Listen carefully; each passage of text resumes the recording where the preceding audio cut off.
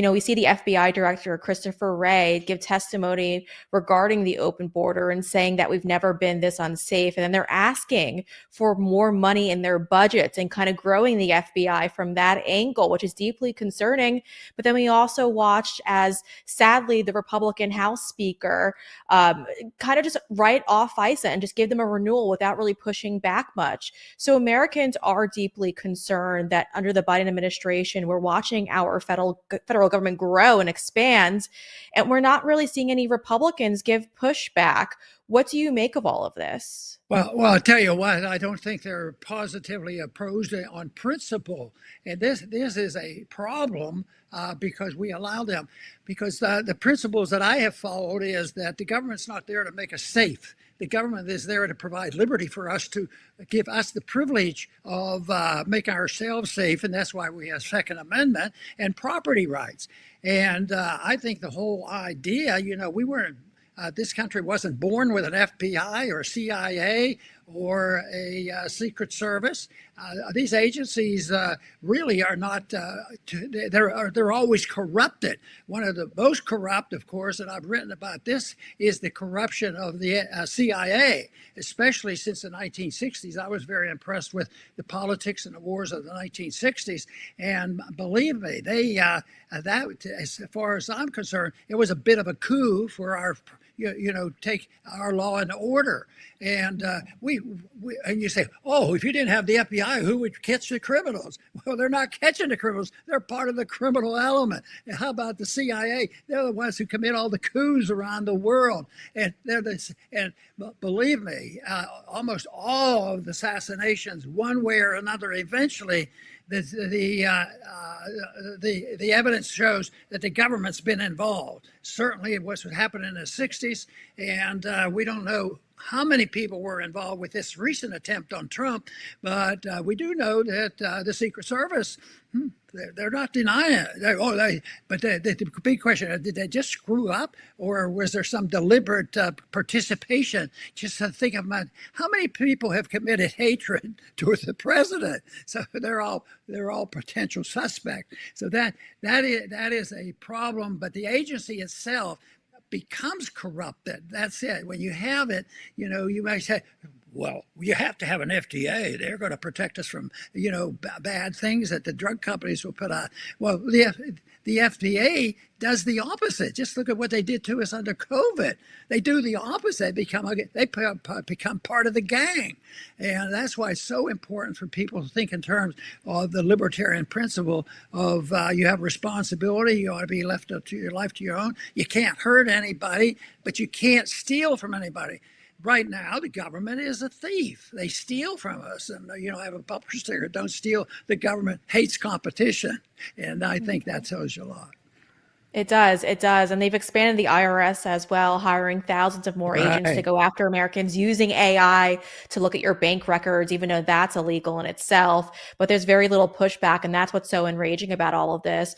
But Dr. Ron, I wanted to also get your take on President Joe Biden. We've seen for the last 2 weeks he's been on vacation. He finally made his way back into the White House earlier this week. And most Americans are a little concerned because he doesn't look healthy. Obviously, he's not healthy enough to run for president. But now he's stepped aside from his candidacy and is just supposedly the president of the United States. But a lot of Americans don't think he's capable of running the country right now. What's your take on all of this? Well, he isn't, but I can't remember any in my lifetime that I was positively supportive of and thinking, oh, they're doing a great job. They're protecting my liberties.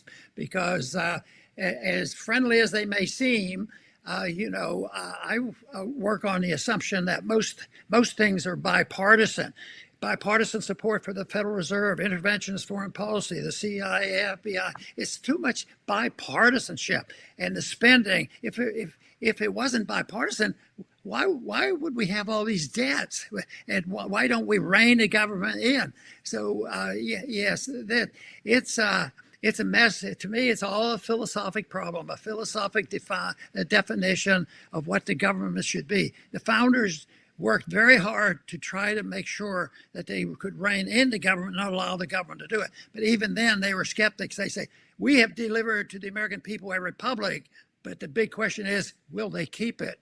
And right now, we don't have much left of the republic, except fortunately, there's still enough freedom for you to have your radio program and TV program, and our numbers are growing, and there's a remnant out there that's ready and raring to go. The main goal in my life is to stir them up and try to show that you don't have to resort to violence to solve these problems. You have to combat it with a better idea, and that, I think, is the goal that we should have, and how all good things come about is with better ideas.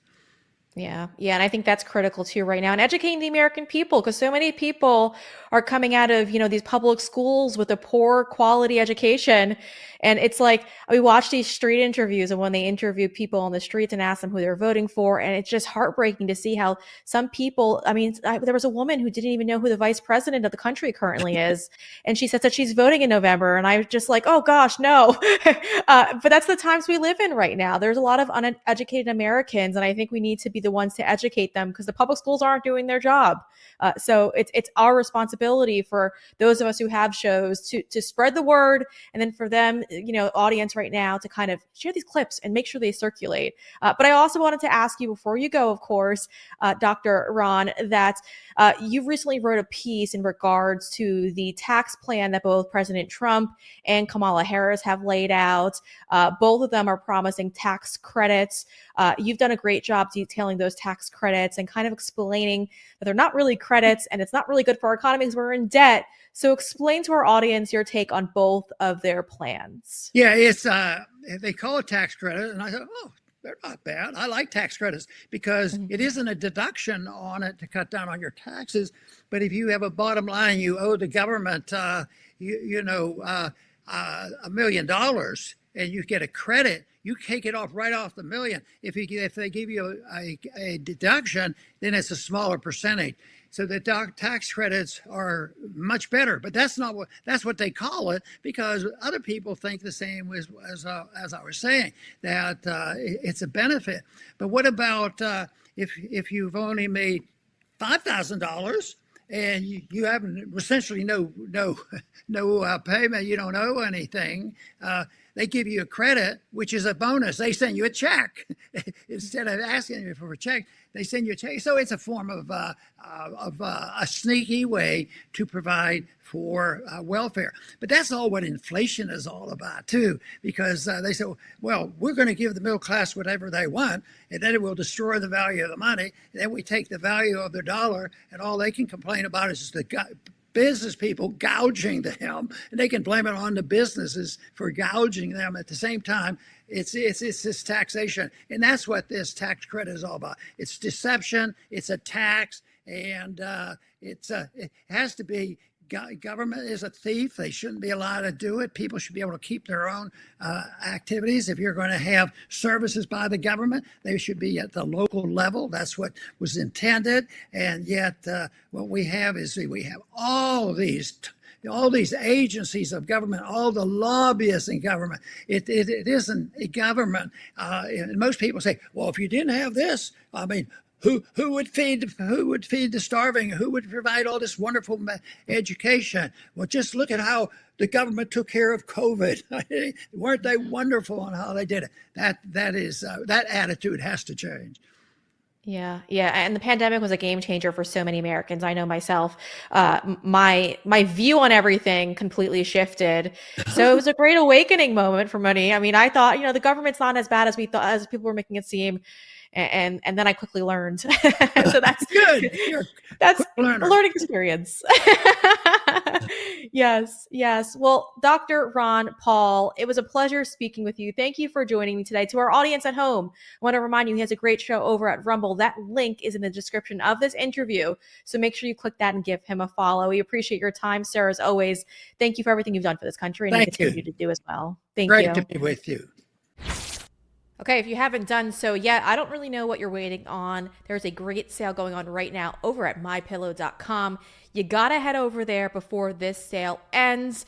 It's Mike Lindell's $25 extravaganza. He has bed sheets, pillows, towels, Dog beds, dog blankets, so many of your favorite items, including slippers and sandals, are on sale right now. Now, if you want to lock in those prices, of course, you got to use promo code BRE. That's promo code BRE to do just that. Again, folks, head over to mypillow.com. We don't know how long this sale is going to last. Use promo code BRE to save the most money, of course. That's promo code BRE.